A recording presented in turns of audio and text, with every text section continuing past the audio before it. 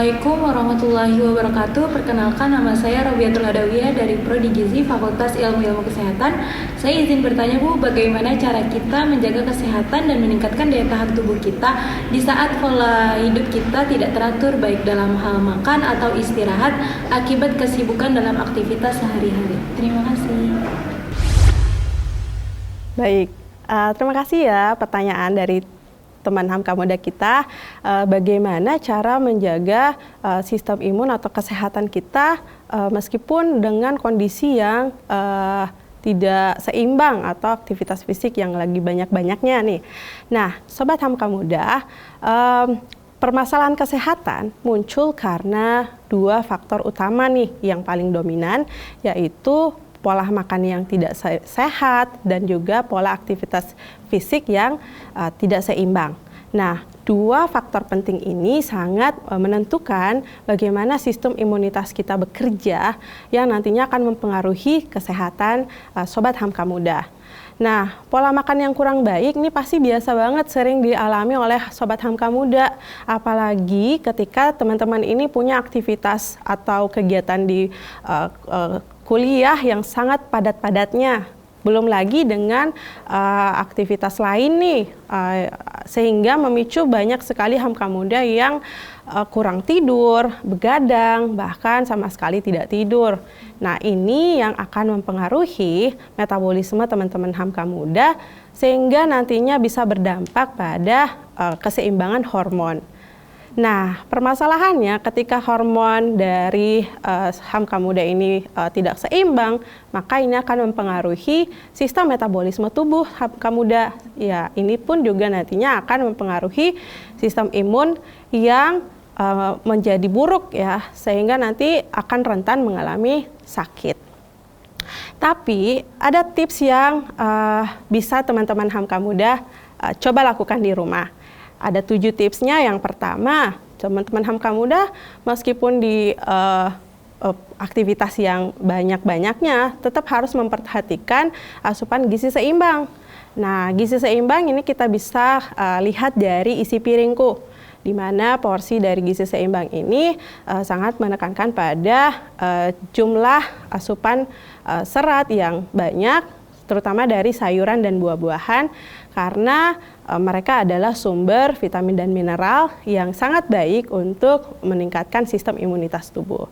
Kemudian, upayakan untuk mengonsumsi karbohidrat kompleks, teman-teman Hamka Muda, karena karbohidrat kompleks ini dapat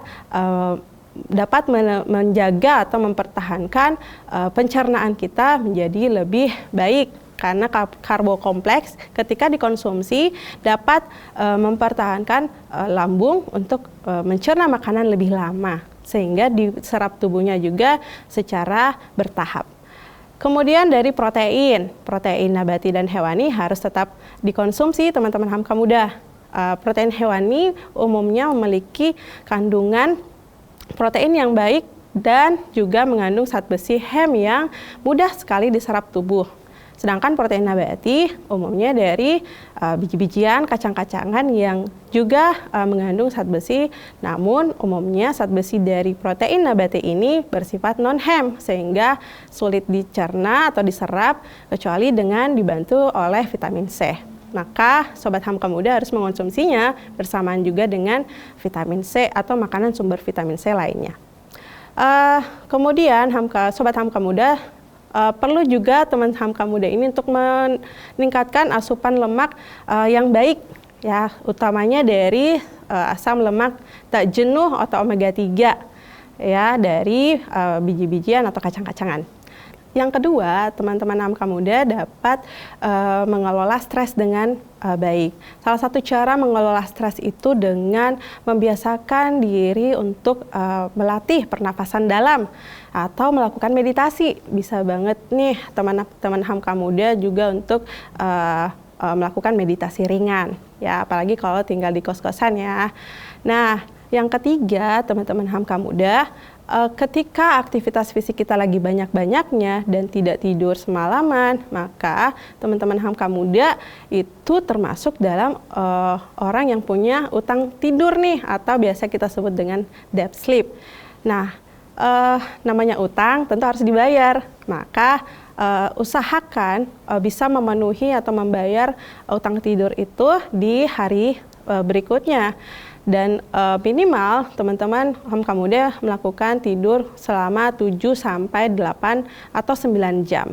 Karena National Foundation Sleep itu merekomendasikan bagi orang dewasa disarankan untuk tidur minimal 9 jam setiap malamnya.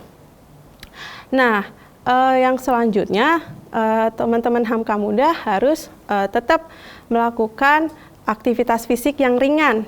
Kenapa harus beraktivitas fisik yang ringan? Karena itu dapat memperlancar peredaran darah, utamanya yang ke otak, sehingga teman-teman bisa moodnya menjadi lebih baik, hormonnya menjadi lebih seimbang, dan efeknya akan terasa nih di tubuh, seperti muncul rasa bugar, tubuhnya menjadi lebih fit dan berenergi. Nah, selanjutnya teman-teman HMK Muda juga perlu melakukan perubahan secara bertahap. Yang namanya pola aktivitas fisik atau pola hidup itu harus benar-benar diperbaiki. Ketika teman-teman HMK Muda bermasalah dalam pola hidupnya, itu juga akan mempengaruhi kerja tubuh yang lainnya. Sehingga teman-teman HMK Muda harus mulai terbiasa nih merubah pola hidupnya secara bertahap. Jangan langsung merubahnya plek ya, langsung berubah itu agak sulit. Jadi usahakan berubah pola hidupnya secara bertahap aja. Ya, lama-lama nanti akan terbiasa sehingga pola hidup yang baik akan terbangun dengan sendirinya. Nah, itu tadi tips ya bagaimana menjaga pola hidup atau aktivitas atau pola makan bagi teman HMK Muda yang punya segudang aktivitas atau kesibukan. Demikian, kita kembali ke segmen berikutnya setelah yang satu ini.